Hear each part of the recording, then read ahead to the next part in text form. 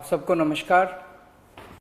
दिल्ली के अंदर अब धीरे धीरे कोरोना की स्थिति बेहतर होती जा रही है। उसी को देखते हुए पिछले हफ्ते से हम लोगों ने अनलॉक करने की प्रक्रिया शुरू की थी। ये ज़रूरी है कि अगर कोरोना की स्थिति बेहतर हो रही है तो अर्थव्यवस्था को वापस पटरी पे लाना भी बहुत ज़रूरी है। पिछले हफ्ते हमने कंस्ट्रक्शन वर्कर्स और फैक्ट्री, ये दो सेक्टर्स खोले थे। पिछले एक हफ्ते से कंस्ट्रक्शन एक्टिविटीज़ और फैक्ट्री दोनों खुले हुए हैं, लेकिन कोरोना की स्थिति अभी कंट्रोल में है। पिछले 24 घंटे में लगभग 400 के करीब केस आए हैं। 500 से भी कम हो गए अब केसेस। 400 के करीब केसेस आए हैं और 0.5% के करीब पॉजिटिविटी बची है, संक्रमण दर बची है। तो स्थिति काफ़ी कंट्रोल में है और भगवान करे ऐसे ही कंट्रोल में रहे। तो ये वाला जो लॉकडाउन पिछले हफ्ते ऐलान किया था वो सोमवार को सुबह 5 बजे तक है।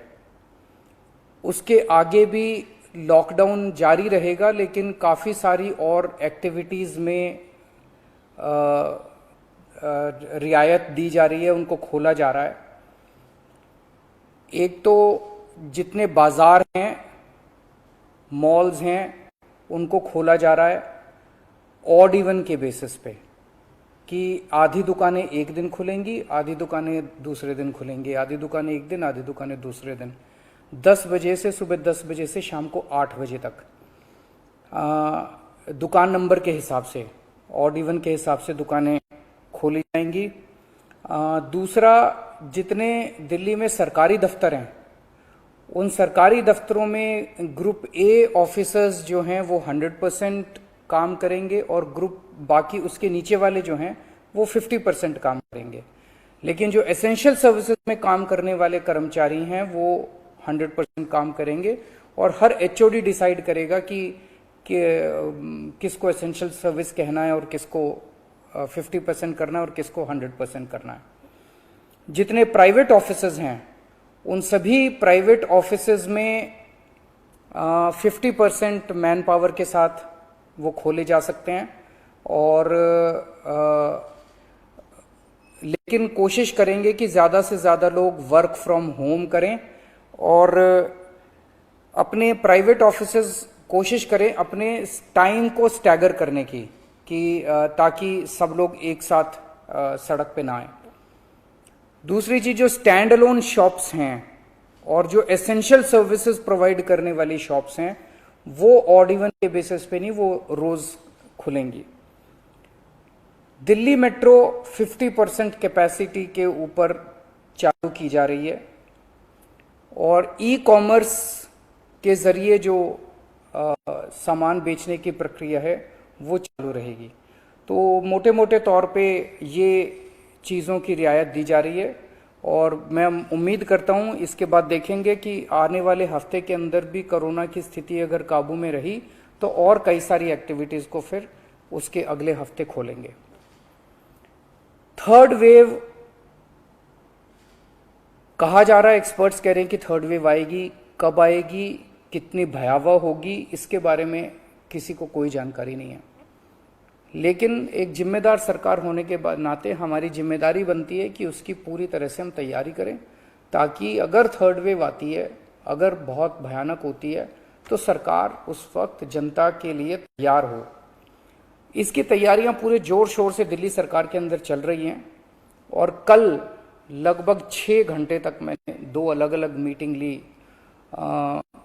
एक्सपर्ट्स के साथ बात की, जिन ऑफिसर्स ने अभी कोरोना के दौरान काम किया था उनके साथ बात की। हमने 2 कमिटीज़ बनाई हैं, उन दोनों कमिटीज़ के साथ मैंने बहुत डिटेल में चर्चा की। एक चीज़ हम लोगों को ये तय करनी थी, इस बार कोरोना की जो पीक आई थी, मतलब एक दिन में मैक्सिमम कितने केस आए, लगभग 28,000 के करीब केसेस आए थे एक दिन में, 22 या 23 अप्रैल के आसपास। अगली पीक कितनी हो सकती है, तो ये तय किया गया कि अगली पीक 37,000, एक्सपर्ट्स के साथ बात करके, ऑफिसर्स के साथ बात करके, सबके साथ बात करके, कि 37,000 पीक मान के इसकी तैयारी शुरू की जाए। इसका मतलब ये नहीं है कि अगर इससे ज़्यादा की पीक आएगी तो हम तैयार नहीं हैं, हम उसके लिए भी तैयार हैं।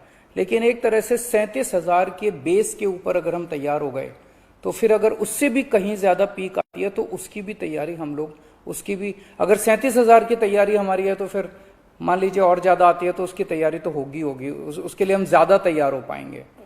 तो 37,000 को एक तरह से बेस माना जा रहा है। 37,000 की पीक की तैयारी के हिसाब से अब सारे कैलकुलेशंस किए जा रहे हैं कि अगर 37,000 की पीक आती है तो कितने बेड्स की ज़रूरत पड़ेगी, कितने आईसीयू की ज़रूरत पड़ेगी, कितने उसमें से बच्चों वाले होने चाहिए, कितनी ऑक्सीजन की ज़रूरत पड़ेगी, ये सारी चीज़ें, अब कितनी दवाइयों की ज़रूरत पड़ेगी, ये सारी चीज़ें अब कैलकुलेट की जा रही हैं।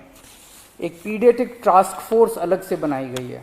वो पीडियाट्रिक टास्क फोर्स ये तय करेगी कि जितने हमारे ऑक्सीजन बेड्स होंगे उसमें से कितने बच्चों के होने चाहिए, जितने आईसीयू बेड्स होंगे उसमें से कितने बच्चों के होने चाहिए। जो बच्चों के होंगे उसके लिए फिर अलग किस्म का सारा इक्विपमेंट होगा, उसका अलग किस्म के मास्क होंगे, अलग किस्म का ऑक्सीजन का मास्क होगा, उसकी सारी चीज़ें अलग होंगी। वो पीडियाट्रिक टास्क फोर्स बना दी गई है कल, वो अलग से अपनी तैयारी करके अपनी रिकमेंडेशंस देगी। इस बार ऑक्सीजन की बड़ी कमी हुई थी और ऑक्सीजन की कमी की वजह से हम लोगों ने देखा कि कई बार ऐसे हुआ था जब ऑक्सीजन बेड्स नहीं मिले थे, ऑक्सीजन के लिए काफ़ी संघर्ष करना पड़ा था। अल्टीमेटली अपने को सुप्रीम कोर्ट के इंटरवेंशन के बाद केंद्र सरकार के सहयोग से अपने को ऑक्सीजन मिली, लेकिन जब तक ऑक्सीजन नहीं मिली तब तक दिल्ली में त्राही त्राही मच गई थी। अगली वेव अगर आती है तो हम नहीं चाहते कि इस तरह की दिल्ली के अंदर त्राही त्राही मचे। तो ये तय किया गया, इसकी तैयारी शुरू कर दी गई। 420 टन ऑक्सीजन की स्टोरेज कैपेसिटी तैयार की जा रही है। इंद्रप्रस्थ गैस लिमिटेड से बात की गई है और उन्हें 150 टन ऑक्सीजन प्रोडक्शन का प्लांट, 420 टन ऑक्सीजन तो स्टोरेज कैपेसिटी क्रिएट की जा रही है और 150 टन ऑक्सीजन प्रोडक्शन करने के लिए उनको प्लांट लगाने के लिए कहा गया है। उन्होंने कहा 18 महीने लगेंगे, लेकिन जो भी है शुरुआत कहीं ना कहीं तो अपने को करनी पड़ेगी। इसके अलावा इस बार सबसे बड़ी दिक्कत आई थी टैंकरों की। ऑक्सीजन के टैंकर नहीं थे दिल्ली में, दिल्ली इंडस्ट्रियल स्टेट नहीं है, इसीलिए अपने पास ऑक्सीजन टैंकर है ही नहीं दिल्ली में। तो 25 ऑक्सीजन टैंकर्स खरीदे जा रहे हैं ताकि अगर इस तरह की दिक्कत आए ऑक्सीजन की तो हमारे पास अपने टैंकर होने चाहिए। 64 छोटे छोटे ऑक्सीजन के प्लांट्स लगाए जा रहे हैं, वो ऑलरेडी लग रहे हैं और हमें उम्मीद है कि अगले कुछ हफ्तों के अंदर, 1-2 महीने के अंदर ये 64 ऑक्सीजन प्लांट्स लग के तैयार हो जाएंगे। अब ये जो हमने डिसाइड किया कि 37,000 केसेस की पीक के हिसाब से हम काम करेंगे, तो उसके हिसाब से तय किया जाएगा कि कितने ऑक्सीजन बेड्स की जरूरत होगी, कितने आईसीयू बेड्स की जरूरत होगी। उसके हिसाब से फिर तय किया जाएगा कितने ऑक्सीजन सिलेंडर्स की जरूरत होगी।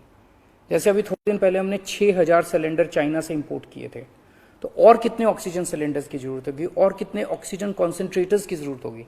अगले आने वाले 1-2 महीने के अंदर ढेर सारे ऑक्सीजन कॉन्सेंट्रेटर्स दिल्ली सरकार खरीदने जा रही है। दवाइयों को लेकर 2 अहम निर्णय किए गए। एक तो ये कि इस वेव में ये देखा गया कि व्हाट्सएप खूब तेजी से, व्हाट्सएप के ऊपर दवाइयां खूब तेजी से प्रिस्क्राइब की जा रही थी और उसके ऊपर मतलब बात फैल जाए कि ये दवाई बड़ी अच्छी है तो पूरे समाज के अंदर, पूरे शहर के अंदर, पूरे देश के अंदर उस दवाई की अफरा तफरी मच जाती है। तो एक डॉक्टर्स की और एक्सपर्ट्स की टीम बनाई जाएगी। अगर किसी दवाई की डिमांड होती है तो वो डॉक्टर्स एग्जामिन करके बताएं कि इस दवाई से कोरोना में फायदा होगा कि नहीं होगा। अगर डॉक्टर कहते हैं होगा तो सरकार उस दवाई को मुहैया कराने की कोशिश करेगी, और डॉक्टर अगर कहते हैं कि ये दवाई बिल्कुल बेकार है, इससे कोरोना में कोई फायदा नहीं होगा और लोग इसके पीछे भागना बंद करें, तो जनता को उसके बारे में जागरूक किया जाएगा कि इस दवाई के पीछे भागना बंद कीजिए। एक ये। दूसरा, जो जो इंपॉर्टेंट दवाइयां हैं उनकी लिस्टें बना ली गई हैं, उसका कितना बफर, कितना स्टॉक चाहिए होगा उतना बफर स्टॉक क्रिएट किया जाएगा। एक्सपायरी डेट्स किस दवाई की कितनी है, एक्सपायरी डेट्स को ध्यान में रखते हुए उन सभी दवाइयों का बफर स्टॉक क्रिएट किया जा रहा है ताकि अगर जरूर, और प्राइवेट अस्पतालों के भी आदेश दिए जा रहे हैं कि वो भी अपने बफर स्टॉक्स इस तरह से तैयार रखें ताकि अगर महामारी आती है तो हम उसके लिए तैयार रहें। इसके अलावा 2 जीनोम सीक्वेंसिंग लैब्स बनाई जा रही हैं एलएनजेपी हॉस्पिटल में और आईएलबीएस में, ताकि हमें भी पता रहे कि दिल्ली के अंदर जो भी वेरिएंट आ रहा है वो वेरिएंट कौन सा वेरिएंट है, पुराने वाला है या कोई नया वेरिएंट आ गया है, और हमें इस बारे में क्या एहतियात बरतने की ज़रूरत है, हम एक्सपर्ट से पूछ सकते हैं। तो ये बहुत सारी चीज़ें कल चर्चा हुई, ये कुछ चीज़ें मैंने आपको बताई हैं और आपको यही आश्वासन देना चाहता हूं कि आपकी सरकार पूरी तरह से 24 घंटे लगी हुई है इसमें। मैं उम्मीद करता हूं कि अब कोई तीसरी वेव नहीं आनी चाहिए, उसके पहले हम कोशिश करेंगे अपने लोगों को वैक्सीनेट कर दें, लेकिन अगर तीसरी वेव आती है तो लोगों को तकलीफ नहीं होनी चाहिए, इसके बारे में हम पूरी कोशिश करेंगे। नमस्कार।